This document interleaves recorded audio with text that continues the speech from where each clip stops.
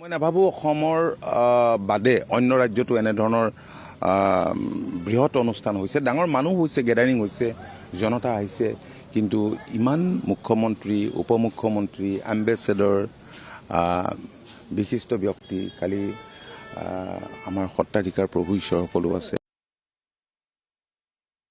এনেকুৱা অনুষ্ঠান মই প্ৰত্যক্ষ কৰা নাছিলোঁ।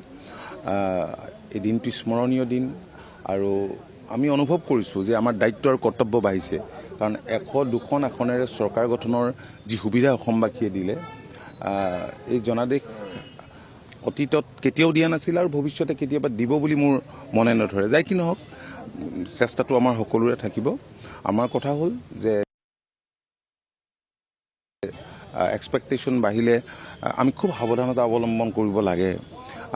এই প্ৰমাণটো আমি 85 চনৰ চৰকাৰৰ দিনতো পাইছোঁ।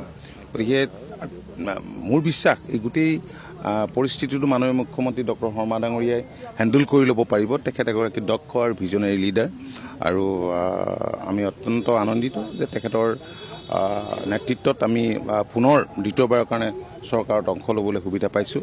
তেখেতক আন্তৰিক শুভেচ্ছা জনাইছোঁ আৰু অভিনন্দন জনাইছোঁ, আৰু মই নিশ্চিত যে ৰাজ্যখনক উন্নতিৰ শিখৰলৈ এই 5টা বছৰত তেখেতৰ নেতৃত্বত আমাৰ চৰকাৰে লৈ যাবলৈ সক্ষম হ'ব।